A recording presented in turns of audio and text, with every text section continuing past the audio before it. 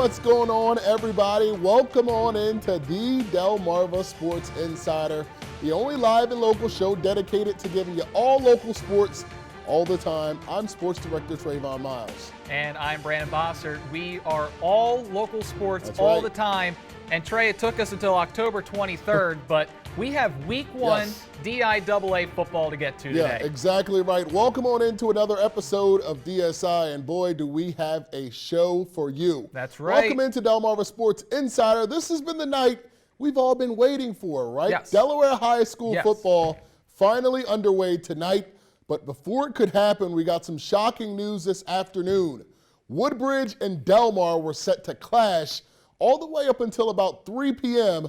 when it was announced that the Woodbridge School District confirmed that several staff members or students had tested positive for COVID-19 very recently. So that game was canceled as a result. Now, Woodbridge students and staff have been on a hybrid schedule since school began this year. So somewhere between last night and today, these cases were detected and they called the game. It also puts the Blue Raiders game next week at Milford in jeopardy, considering that they may need to quarantine. Now, the other piece of this is when the DIAA negotiate the terms of bringing sports back, football was said to be the only sport where a COVID-related cancellation could possibly count as a forfeit. So there was a lot of concern when this news came out. Yes, a lot of concern. And on the update schedule, Woodbridge had their first 3 games of the season listed as postponed, but their season isn't over. We spoke with Donna Polk, the executive director of DIAA. She says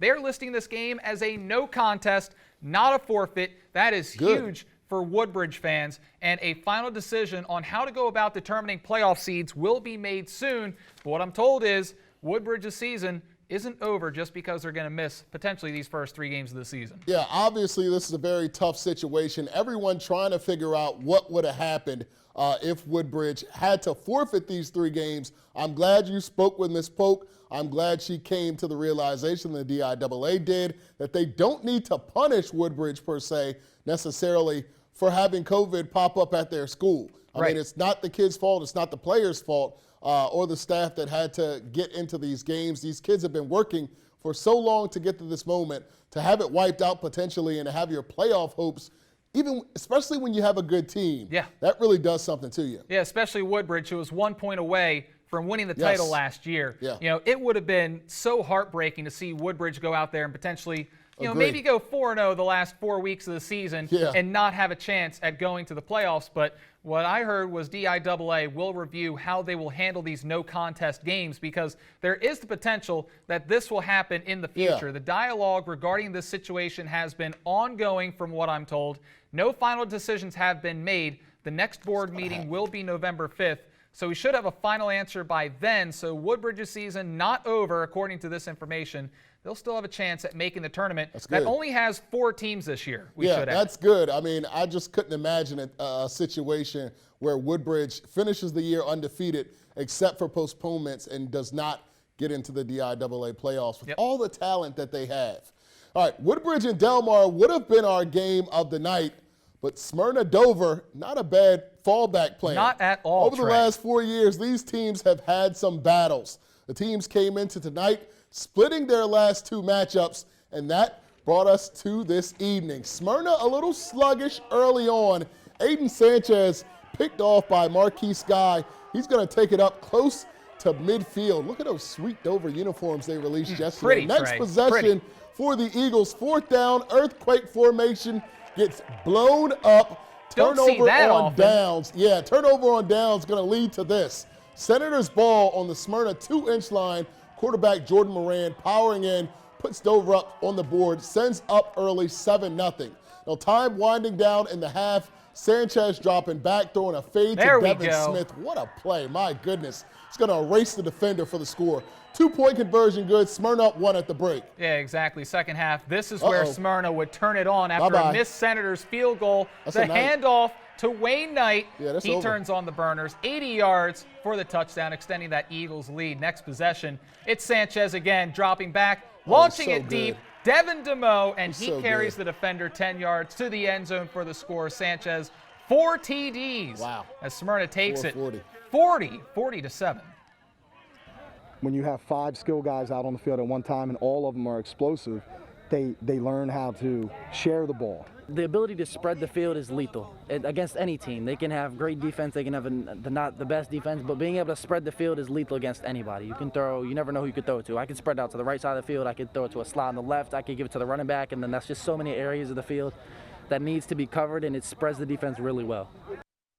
Isn't that just the mantra of Smyrna? We can throw it left, we can throw it right, we can throw it anywhere. For about 6 years now. Yeah, and it's going to be good. Aiden Sanchez with over 400 yards in the air. Wayne Knight, simply amazing. Mike Judy, when you put all of these pieces together, you get what you saw tonight. And they got off to a very slow start, but they finished fast. Yeah, slow start. I was in Sussex Tech after the first half. You could hear over the intercom 7-0 Dover over Smyrna. Now hold there on. There were Don't people do that. questioning whether or not Smyrna had anything left in the tank this season.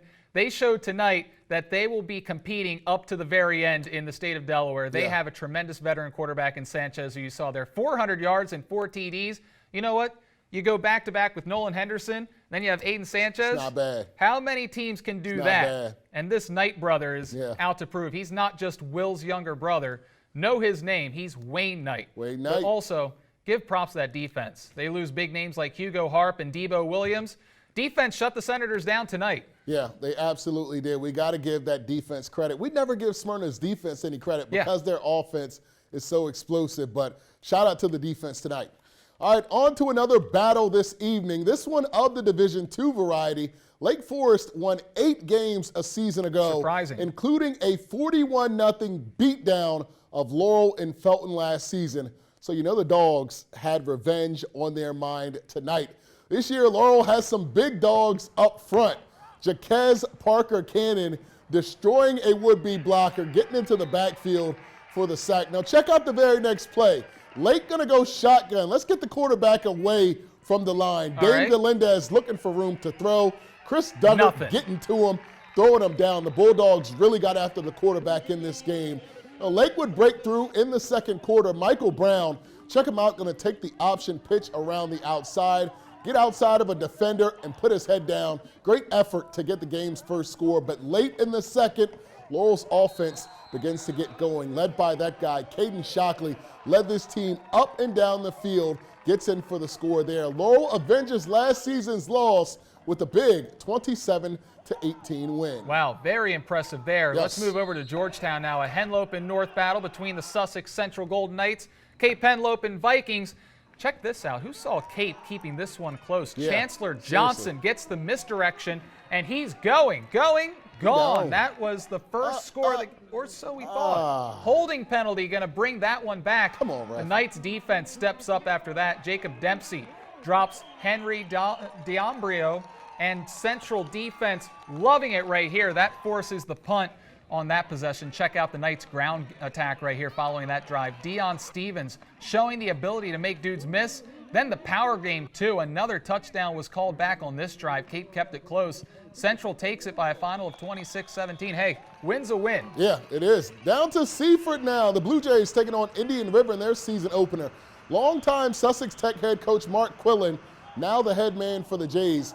His team got into the red zone a bunch of times, but they could not hold on to the rock. Hayden Hall stripping the ball carrier. He's going to take it 95 yards the other way for the touchdown. First score of 2020, right? Yeah, they take an 8-0 lead exactly in the Henlope. Now Seaford would knock and finally get into the end zone. Check out this play. A score's a score. Booker DeShields fumbles the handoff, gets it back, goes in 10 yards on 4th and goal, just like they drew it up. Now the Jays will be much improved, but they shot themselves in the foot too many times with fumbles today in the red zone. Indian River goes on to win 22-12. All right, let's see Sussex Tech and Caesar Rodney in Georgetown. Tech had a hard time doing much of anything out there tonight. This ball batted up into the arms of Jeremiah McDonald, and that's going to set the Riders up in the red zone. Check out this play right here. Tremere Woodland tossing it up. DeAndre Kale going up and hauling it in. What a play right there. Check it out one more time, Trey. Slow motion right here. Yeah, I think we're going to see that later. Defender. Man, he brings that one in despite the contact. I think we'll see that in top plays coming up. Maybe. CR rides off with the win, the 14-0 victory. All right, some other scores from tonight. Milford with an impressive victory, shutting out Caravel 24-0. That's at impressive. Caravel. That is very impressive. Marquise Gillis, big night for the Bucks. Yeah, and Caravel's a very disciplined team most of the time. So Milford going out there winning 24-0. Pretty good. Way to go, Bucks. Yep. And Woodbridge and Delmar, as we said, canceled. We'll see what happens with that Division II playoff implications involving that game later on down the stretch. That's going to be very interesting to see. Yeah, now week one came and went. We saw some surprises on and off the field. Obviously, the COVID situation came out of nowhere. But two things. First of all, how about Milford? Caravel won 8 games a year ago, so to go up to Bear to get a great win by Milford, you got to give the Bucks credit. Also, I'm really encouraged by Smyrna. A lot of teams got off to sluggish starts expectedly, but Smyrna overcame that, and they actually looked like themselves against a very, very tough Dover front tonight. Yeah, my thoughts are the Henlopen South has become somewhat of a toss-up now, and the Henlopen North, well, we know who the top team is up there, the Eagles, obviously, but I mean, that defense, you're right. along with the passing game, then you got Wayne Knight in the backfield, they might be the most complete team in Delaware. We're going to have to see what happens. Yeah, also really interested to see what's going to happen with this Woodbridge situation because, like you said, the Henlopen South could totally be a toss-up at this point. Yeah, really. I mean, if Woodbridge doesn't win the Henlopen South this season, I'm not sure who the front runner is. It could be Delmar. Also, let's give a shout-out to Laurel. Big win by the Bulldogs tonight. The big guys up front doing work. Exactly. That's going to do it for the A block. Now, when we come back, we're checking out some of the other action going on around the state this week. Don't go anywhere. Delmarva Sports Insider is coming right back. My name is Mike Judy, head coach at Smyrna High School, and you're watching Delmarva Sports Insider.